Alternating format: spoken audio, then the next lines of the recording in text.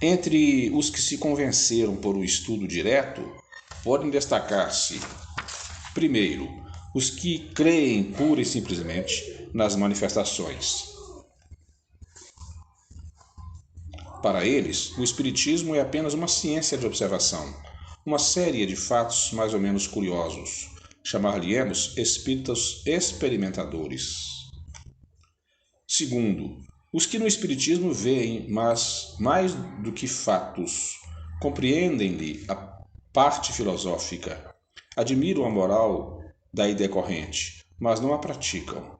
Insignificante ou nula é a influência que eles exercem nos caracteres.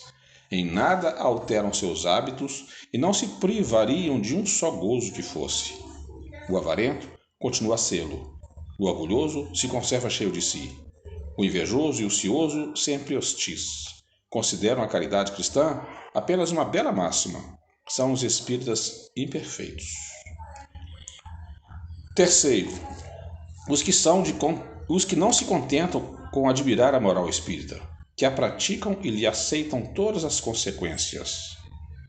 Convencidos de que a existência terrena é uma prova passageira, tratam de aproveitar os seus breves instantes para avançar pela senda do progresso, única que os pode elevar na hierarquia dos mundos dos espíritos, esforçando-se por fazer o bem e coibir seus maus pendores. As relações com eles sempre oferecem segurança, porque a convicção que nutrem os preserva de pensarem em praticar o mal. A caridade é em tudo a regra de proceder a que obedecem. São os verdadeiros espíritas, ou melhor, os espíritas cristãos. Quarto, há finalmente os espíritas exaltados. A espécie humana seria perfeita se sempre tomasse o lado bom das coisas. Em tudo, o exagero é prejudicial. Em espiritismo, infunde confiança demasiado cega e frequentemente pueril no tocante ao mundo invisível, e leva a aceitar-se com extrema facilidade e sem verificação aquilo cujo absurdo ou impossibilidade a reflexão e o exame demonstrariam. O entusiasmo, porém, não reflete, deslumbra. Esta espécie de adeptos é mais nociva do que útil à causa do espiritismo. São mais ou menos aptos para convencer a quem quer que seja, porque todos com razão desconfiam do julgamento deles. Graças à sua boa-fé, são iludidos, assim por espíritos mistificadores como por homens que procuram explorar-lhes a credulidade. Meio mal apenas haveria se só eles tivessem que sofrer as consequências. O pior é que, sem o quererem, dão armas aos incrédulos que antes buscam a ocasião de zombar do que se convencerem, e que não deixam de imputar a todos o ridículo de alguns. Sem dúvida que isso não é justo nem racional. Mas, como se sabe, os adversários do espiritismo só consideram de bom quilate a razão de que desfrutam, e conhecer a fundo aquilo sobre que discorrem é o que menos cuidado lhes dá. Os meios de convencer variam extremamente, conforme os indivíduos. O que persuade a uns nada produz em outros. Este se convencerá observando algumas manifestações materiais. Aquele por efeito de comunicação inteligente o maior número pelo raciocínio. Podemos dizer que para a maioria dos que não preparam pelo raciocínio, os fenômenos materiais quase nenhum peso têm. Quanto mais extraordinários são esses fenômenos, quanto mais se afastam das leis conhecidas, maior oposição encontram. Isto por uma razão muito simples. É que todos somos levados, naturalmente, a duvidar de uma coisa que não tem sanção racional. Cada um a considera do seu ponto de vista e a explica a seu modo. O materialista a atribui a uma causa puramente física ou ao embuste. O ignorante e o supersticioso a uma causa diabólica ou sobrenatural. Ao passo que uma explicação prévia produz o efeito de destruir as ideias preconcebidas e de mostrar, senão a realidade, pelo menos a possibilidade da coisa, que assim é compreendida antes de ser vista. Ora, desde que se reconhece a possibilidade de um fato, 3/4 da convicção estão conseguidos. Convirá se procure convencer a um incrédulo obstinado? Já dissemos que isso depende das causas e da natureza de sua incredulidade. Muitas vezes, a insistência em querer persuadi-lo o leva a crer em sua importância pessoal, o que, a seu ver, constitui razão para ainda mais se obstinar. Com relação ao que esse não convenceu pelo raciocínio, nem pelos fatos, a conclusão a tirar-se é que ainda lhe cumpre sofrer a prova da incredulidade. Deve-se deixar à providência o encargo de lhe preparar circunstância mais favorável. Não faltam os que anseiam pelo recebimento da luz para que estejam a perder tempo com os que a repelem. Dirigi-vos, portanto, aos de boa vontade, cujo número é maior do que se pensa, e o exemplo de suas conversões, multiplicando-se mais do que simples palavra, vencerá as resistências. O verdadeiro espírita jamais deixará de fazer o bem, lenir corações aflitos, consolar, acalmar desesperos, operar reformas morais. Essa é a sua missão. É nisso também que encontrará satisfação real. O espiritismo anda no ar, difunde-se pela força mesma das coisas, porque torna felizes os que o professam. Quando o ouvirem repercutir em torno de si mesmos, entre seus próprios amigos, os que o combatem por sistema, compreenderão o insulamento em que se acham e serão forçados a calar ou a render-se. No item 31 à frente.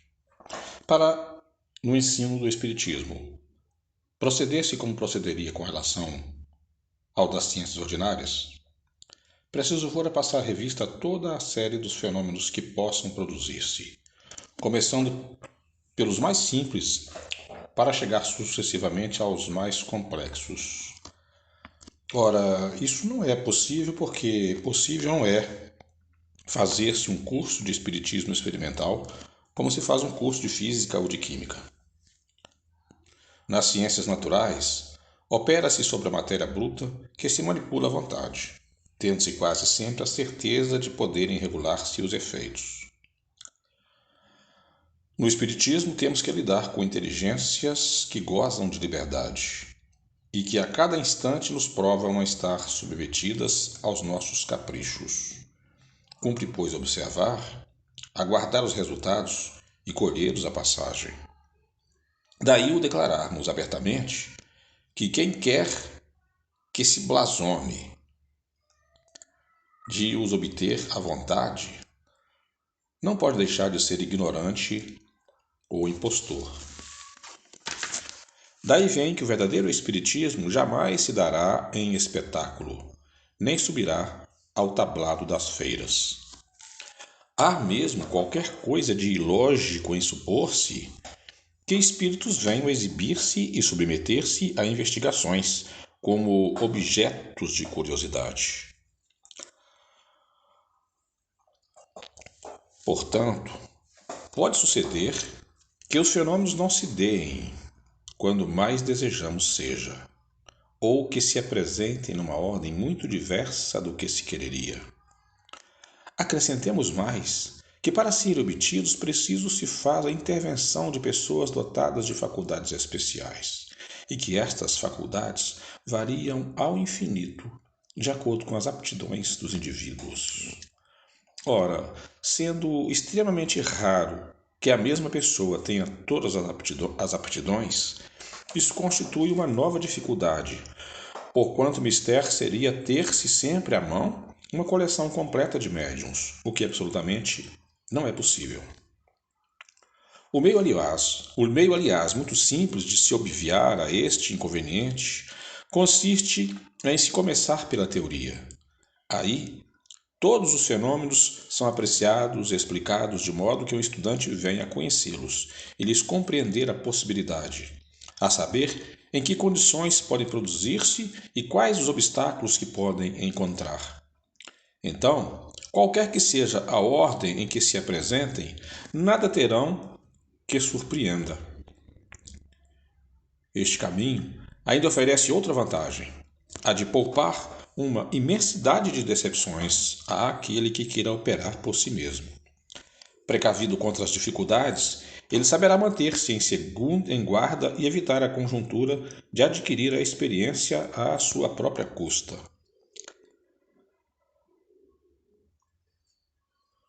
ser-nos-ia difícil dizer quantas as pessoas que desde quando começamos a ocupar-nos com o Espiritismo, hão vindo ter conosco e quantas delas vimos que se conservaram indiferentes ou incrédulas diante dos fatos mais positivos e só posteriormente se convenceram mediante uma explicação racional. Quantas outras que se predispuseram à convicção pelo raciocínio, quantas, enfim, que se persuadiram sem nada nunca terem visto, unicamente porque haviam compreendido. Falamos, pois, por experiência. E assim também é por experiência que dizemos consistir o melhor método de ensino espírita em se dirigir àquele que ensina antes à razão do que aos olhos. Esse é o método que conseguimos em nossas lições e pelo qual somente temos que nos felicitar. Ainda outra vantagem apresenta o estudo prévio da teoria, a de mostrar imediatamente a grandeza do objetivo e o alcance dessa ciência. Aquele que começa por ver uma mesa girar ou abater se sente mais inclinado ao gracejo, porque dificilmente imaginará que de uma mesa possa sair uma doutrina regeneradora da humanidade.